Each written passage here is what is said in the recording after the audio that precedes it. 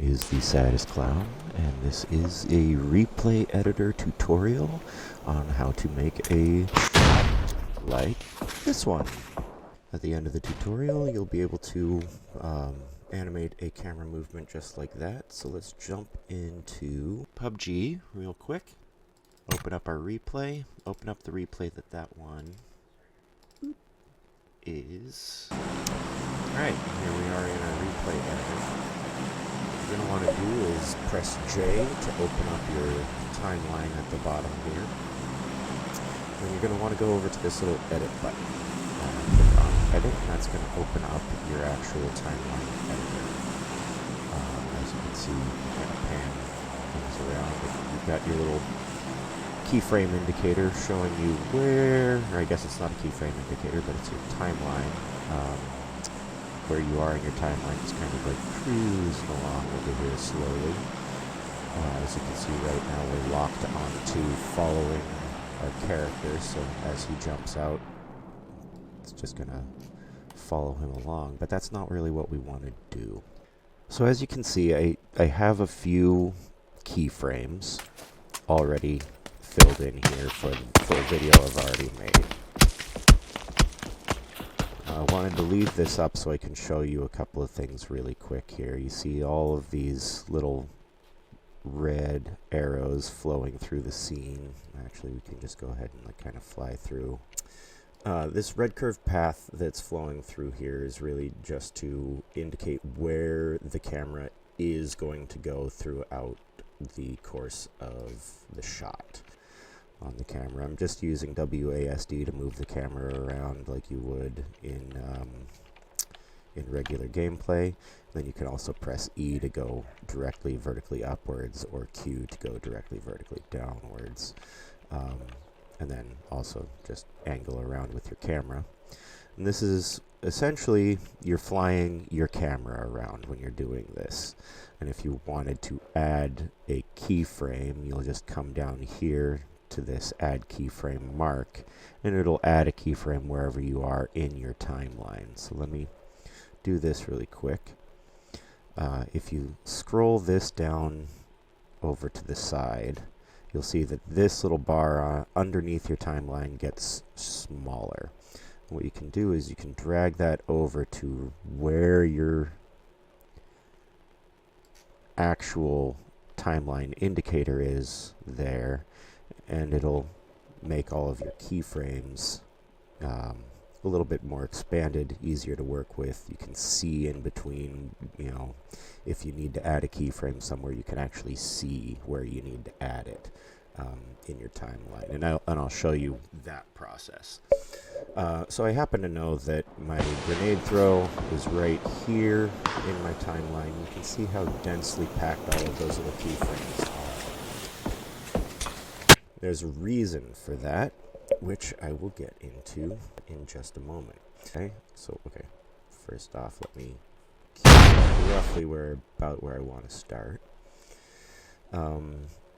If we go to this little guy, we can delete all of our previous keyframes. So since we're starting over on just doing this grenade throw, let's start there. So bing, all of our keyframes are now gone. As you can see, I can move around, put the camera wherever I want it. So let's say I want it right here behind my guy, looking up a little bit. And then here's something that's really, really, really awesome. It's a great little trick to have. If you use your scroll wheel on your mouse, you are able to zoom in. So I like to have that kind of a tighter, more zoomed in look, because it draws the background and into the foreground a little bit more, kind of tightens the space in between the background and foreground, so you can see what's going on in the background a little bit better.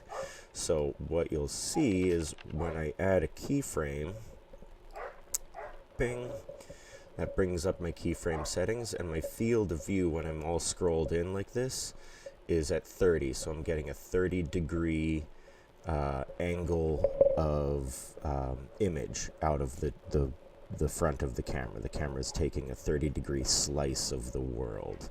If I delete that keyframe and I scroll out all the way out here and I add a keyframe, now you'll see that field of view is at 103. So I'm getting a 103-degree angle of view in my world. So let me scrap that really quick, and I'll go back to where I was. Now, one thing that's really important to note is scrolling back and forth like this is really handy for helping you figure out where that framing will be if you wanted to zoom in.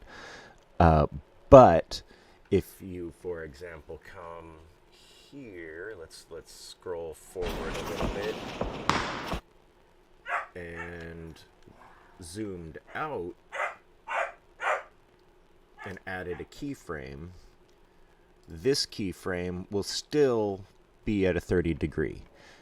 So whichever keyframe you add will take the information from the previous keyframe. It will not follow your cursor. The cursor really just works to help you frame things out. It will help lay down the first keyframe that you lay down, but all of the rest of the keyframes will need to be manually adjusted on your slider here.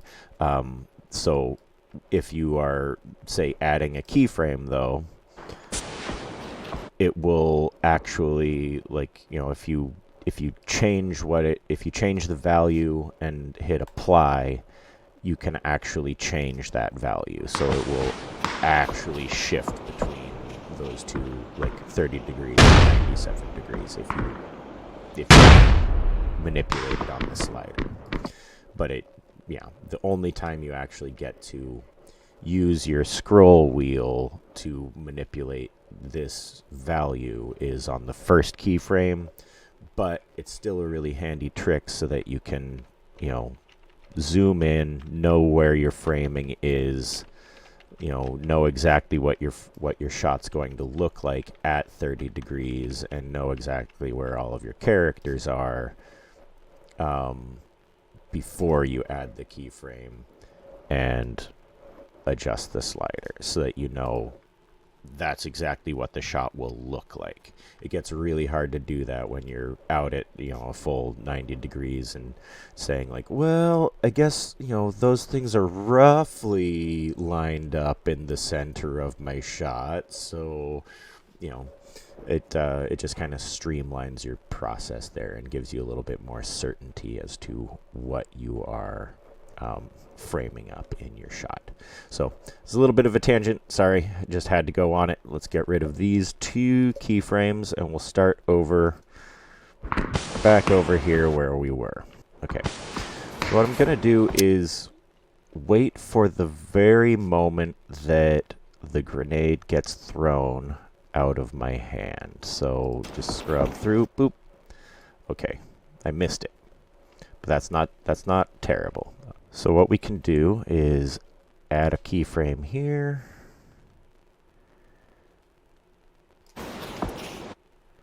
And now that there's one of these guys here, we can add another keyframe and click on both of them, and we'll bring it down to 0.25 replay speed. So this will actually make it so that all of the time in between these two shots runs at a quarter speed.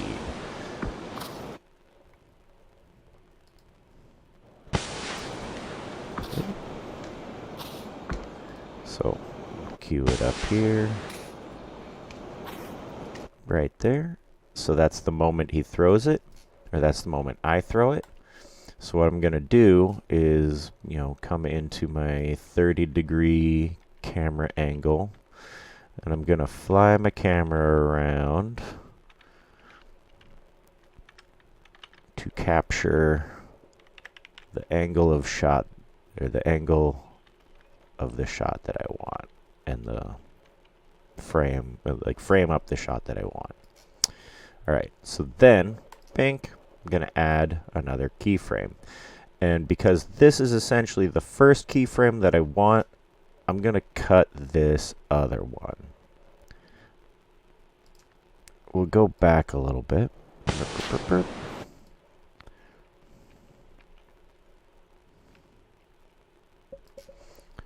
We'll just add a little bit of a dump keyframe at the beginning. We'll scrub through. We'll cut that one. All right. Now that we've got the beginning frame kind of delineated, so like this is the beginning of our throw. Now we can add in keyframes all along the arc of the throw. We can pause it pretty much wherever you want, and you frame that grenade up where you want it in your shot. Let's give ourselves a little bit of space to work backwards from it, so we're not super tight up on it, because when you get too tight, sometimes your camera will clip into the object, and that gets really weird. So we'll give ourselves a little bit of distance so that we're keeping it in frame, and keeping the camera pointed where we also want, like maybe there's a guy back here, so I know that guy just ran down there already. This guy's already over here, but let's just keep it framed up on the smoke. Yep, there's the grenade. So we'll do something like that. Maybe there. Yes, that feels good. All right. Yeah, something like that. Okay.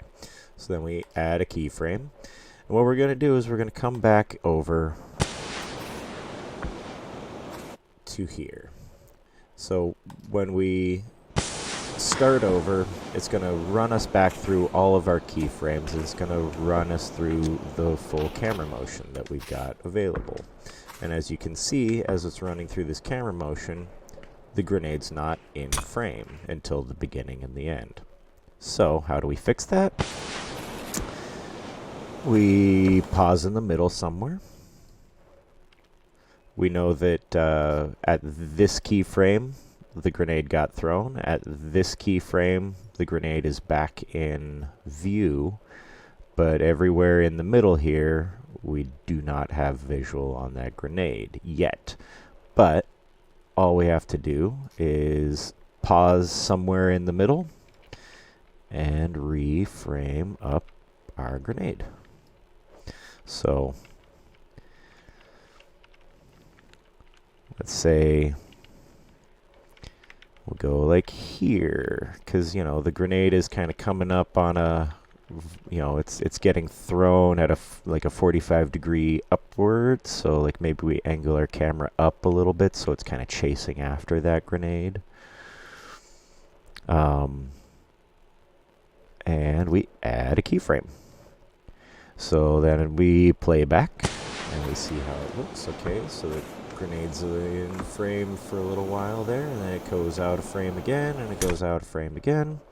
No big deal. We'll just go back.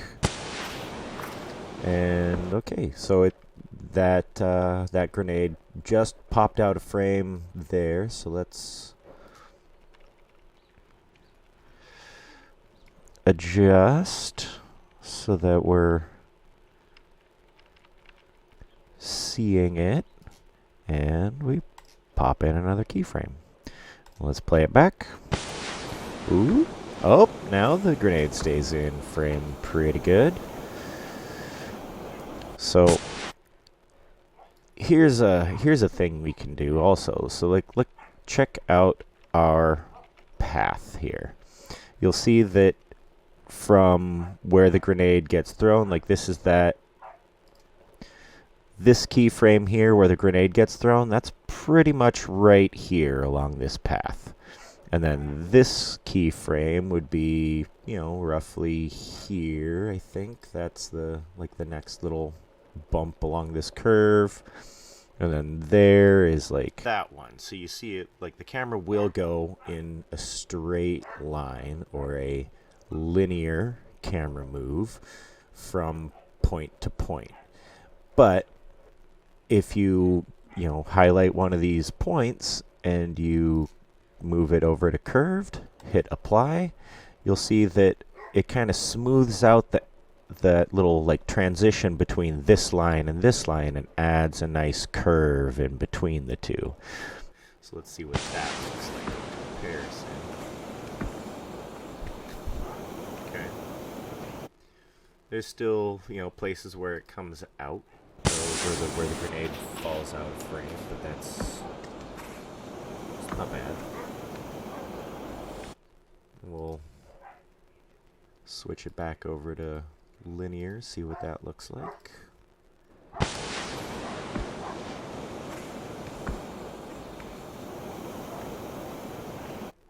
Okay. So you can kind of fiddle around with those. Let's jump back here. Let's replay. So yeah, anytime your grenade goes out of frame or like starts hitting some weird place in the frame, you can, reposition your camera, refocus on the grenade, add a keyframe.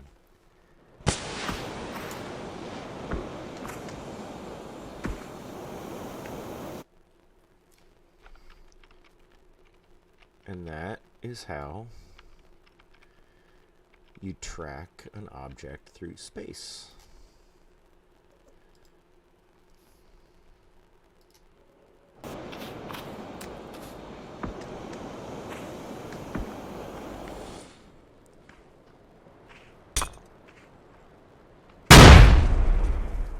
So, since I want this to speed back up at the end, let's bring it all the way back up to 1x speed. We'll do that for this final keyframe as well.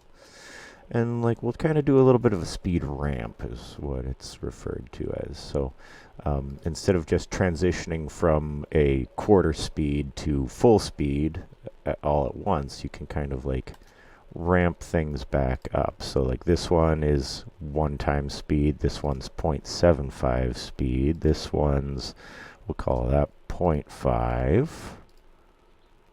Oop, I went the wrong way there. Beep, bop, bop, beep, oh, beep, bop. Oh, there we go. 0.5.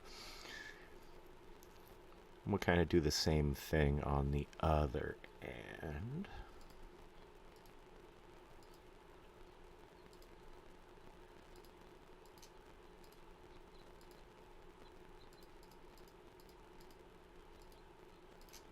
But we'll start at 0.75. So let's check that out. Oh, that's pretty good.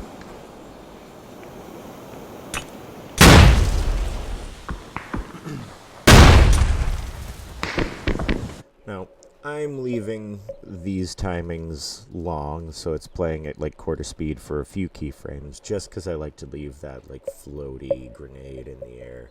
But if you want something to move fast, you can actually increase the speed. You can make it play at 2x the speed if you want it to go quicker.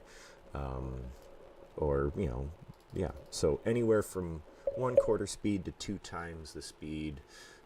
You can play with how fast or slow things go in the actual animation that you export. Alright, so that's looking pretty good. We've got a nice clean view of the grenade as it flies. So let's go ahead and save, and we can export.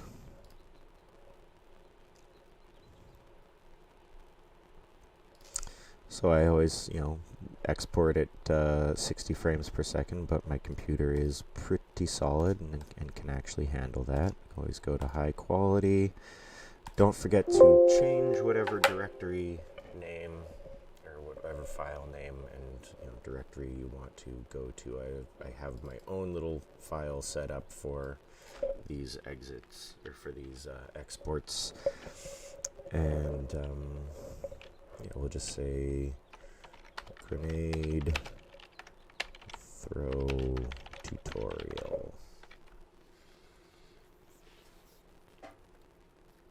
Hit save. So that will drop you out to whatever was happening outside. You'll have to open up PUBG again off of your tab at the bottom. So now, you know, the file will export to replay exports. You know, you can set whatever settings you want. If 4K is too much, and you know, sometimes it is, it's no big deal. Like, I do end up putting out all of my videos at 1080. I just like to have the higher resolution file going in because it tends to look a little bit cleaner after it's been compressed down from a higher resolution. So anyway, hit the export button, then we'll let this cook for a little while. And let's take a look. So we've got grenade throw tutorial. Let's take a look at how that finished up. Lovely.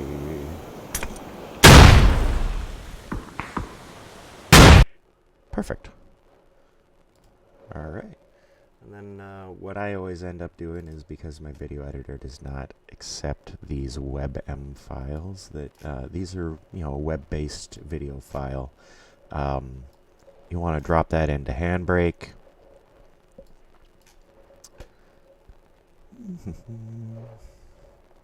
Make a thingy. Have my Handbrake export file that is always very handy. Make this the grenade throw tutorial. Save that. Again, we'll go to just a preset 4K 60 frames per second, and we'll encode that over to an MP4 format that we can use in our video editor. So you don't necessarily need to convert these over to an MP4. I always do, because I take them into a video editor and do things with them beyond just the replay export that is there already. But these will just upload to YouTube, easy peasy, and yeah, that's it. It is a super simple, quick process. The more you play with it, the more you get to know it. You know, the deeper you can go with it. But yeah, that's really the long and short of it there. Just adding in those keyframes, adding in the individual keyframes where the object that you're tracking goes out of frame. Just reframing it up, adding a keyframe, and the camera or the computer will fill in the camera movement in between. It tends to do a pretty good job of just kind of fixing it. So yeah, hope that tutorial helps out a lot, and I'll yeah, thanks for watching. I hope you guys make some really cool videos now. Peace. Saddest Clown out.